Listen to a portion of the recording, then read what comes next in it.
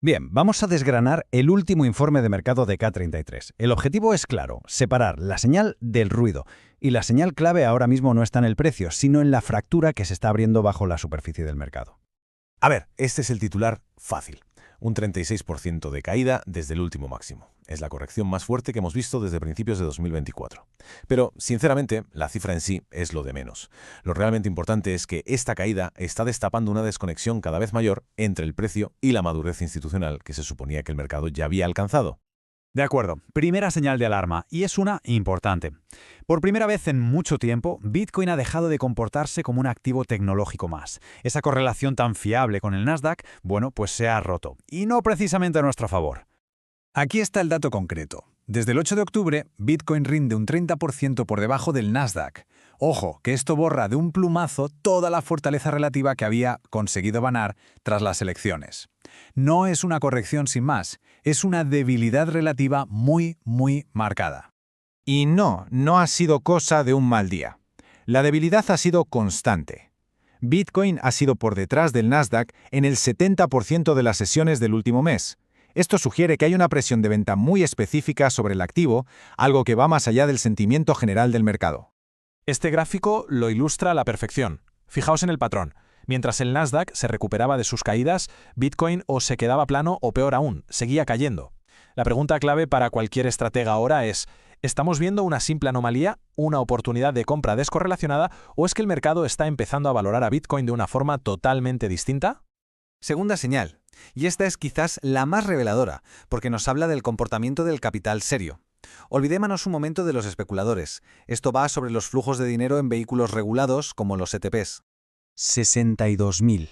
Esa es la salida neta de bitcoins de los ETPs globales en los últimos 30 días. Para que nos hagamos una idea de la magnitud, es una cantidad enorme de capital institucional que no solo ha parado de comprar, sino que ha vendido de forma muy activa. Y este pánico tuvo su día cumbre el 20 de noviembre. No fue una venta escalonada, no. Fue una carrera por la liquidez en toda regla, una de las más agresivas que hemos visto en todo el año. Esto no es una reasignación de carteras, esto es una reacción visceral, puro sentimiento. Como se ve aquí en la tabla, esas salidas de más de 13.000 bitcoins en un solo día son eventos muy raros. El informe de K33 sugiere que estos picos de pánico suelen marcar suelos de mercado, pero la pregunta del millón para cualquier directivo es si esta vez es diferente. ¿Es una sobrereacción de la que nos podemos aprovechar o es el principio del fin de la confianza institucional? Y aquí es donde la historia se complica. La tercera señal es en realidad una contradicción. El mercado de derivados, que normalmente nos da las pistas más claras, ahora mismo nos está enviando señales totalmente opuestas dependiendo de a qué parte miremos. Fijaos en esta dicotomía. Por un lado, en el mercado regulado de CME, los traders más sofisticados empezaron a pagar primas más altas justo durante la caída. Es un movimiento a la contra, que sugiere que veían valor y un posible suelo. Pero por otro lado, en los mercados offshore más especulativos, el nivel de apalancamiento en los contratos perpetuos sigue siendo peligrosamente alto. Este gráfico lo resume todo. La participación en CME en mínimos anuales, lo que indica muchísima cautela institucional. Mientras tanto, el interés abierto en perpetuos sigue en 300.000 BTC. Esto es crucial. El mercado no es un bloque homogéneo. No se puede basar una estrategia en una única métrica. Hay que gestionar la tensión entre la cautela institucional y el riesgo que sigue latente en el apalancamiento offshore. Y esto nos lleva al matiz crítico, al punto que el propio informe de K33, en mi opinión, no enfatiza lo suficiente. A pesar de su gran análisis, su conclusión tiene un sesgo inherente a la acción. Es optimista. Pero hay un riesgo latente muy importante que no se ha purgado del todo del sistema. Ellos mismos lo admiten, y cito textualmente: vieron la dislocación como una oportunidad de compra y actuaron. Es su trabajo, es totalmente lícito.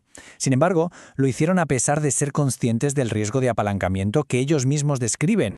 Lo que nos lleva a la pregunta clave, la que debería preocupar a cualquier gestor de riesgos. La limpieza de posiciones apalancadas ha sido solo parcial. Una parte muy significativa del riesgo sigue ahí, dentro del sistema. Y esta es la cifra que lo demuestra: 300.000 bitcoins de interés abierto en swaps perpetuas. Sí, ha bajado desde el pico, pero sigue siendo un nivel históricamente muy elevado. Y esto, en la práctica, significa que el sistema no está limpio. Todavía hay combustible de sobra para que cualquier movimiento brusco a la baja pueda provocar otra oleada de liquidaciones forzadas. La mecha, por así decirlo, sigue ahí, aunque sea un poco más corta. Vale, con este panorama, la pregunta es evidente. ¿Y ahora qué? ¿Cómo traducimos todo esto en acciones concretas? Porque el objetivo no es adivinar el futuro, sino estar preparados para él. Estas son las preguntas que los comités de dirección y de riesgos deberían estar haciéndose ahora mismo.